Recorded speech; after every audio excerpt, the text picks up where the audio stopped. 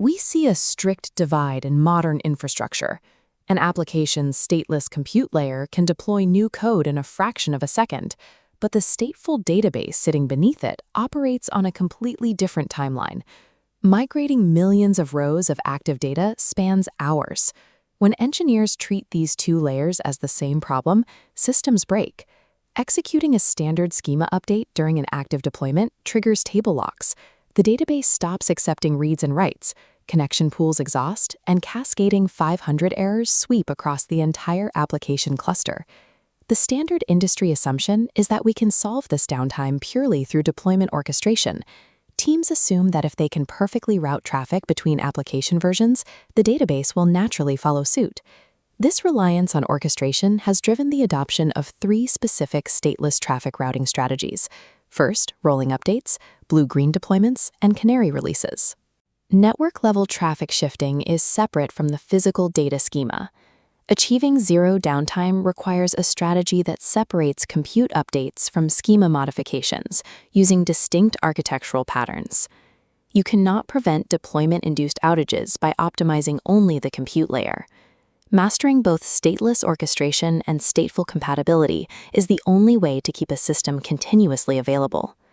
To understand the complete pipeline, we have to establish the stateless foundation. In this layer, ephemeral compute pods are treated as interchangeable units. If one goes down, another takes its place without any loss of data. This diagram demonstrates Kubernetes' default routing strategy, rolling updates. The controller systematically terminates an older pod and spins up a new version to replace it, gradually phasing out the old code. 2 parameters control this transition. Max surge temporarily expands the total size of the cluster to absorb incoming load during the swap. Max unavailable dictates the absolute minimum number of healthy pods that must remain active to serve user requests. Rolling updates are highly resource efficient, but they carry a critical structural flaw. Because you are replacing the old environment piece by piece, you lose the ability to execute a rapid rollback if the new code introduces a critical bug to your production traffic. If you need an instant escape hatch, you move to blue-green deployments. This approach solves the rollback problem by abandoning the gradual transition entirely. Here, we see 2 complete identical environments. The active blue cluster handles the live load, while the green cluster initializes the new code in isolation. Once the green cluster is validated, an ingress controller instantly redirects all user traffic to the new version. If a bug is detected, the load balancer flips the traffic right back. This atomic switch provides safety, but it extracts a severe infrastructure penalty. Running 2 identical production environments requires a 200% resource overhead during the entire deployment window. For large-scale architectures processing massive volume, duplicating the entire compute footprint is financially and operationally prohibitive. Blue-green guarantees an instant rollback, but its resource cost limits its viability for enterprise clusters. When you need the safety of a rollback without the massive overhead of blue-green, you implement Canary deployments.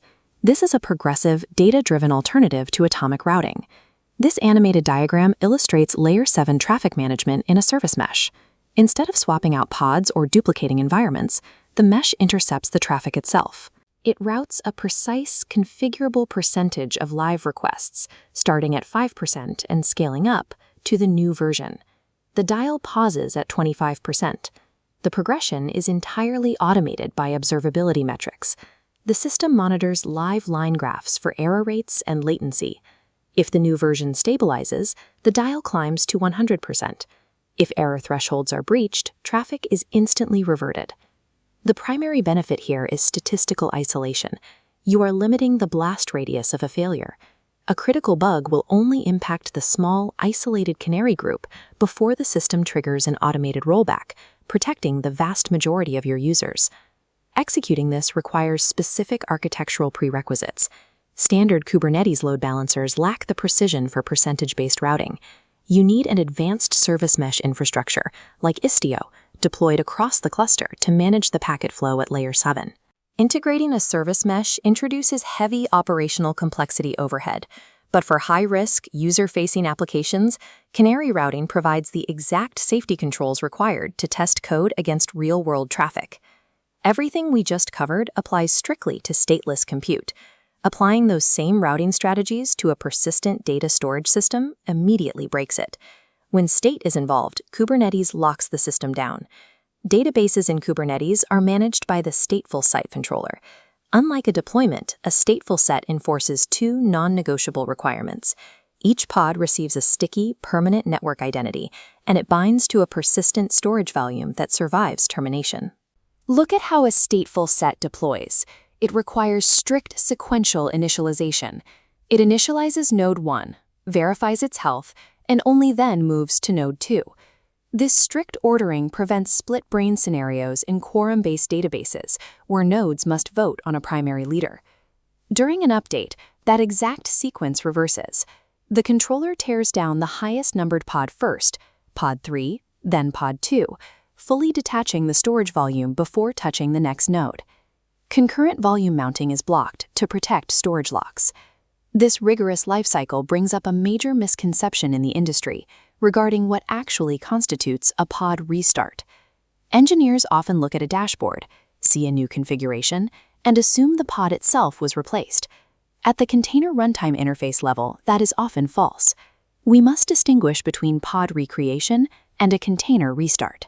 In recreation, the entire pod object is deleted, the unique identifier changes, and a brand new pod is scheduled. In a container restart, the pod object and its UID remain perfectly intact, only the internal process is killed and re-executed.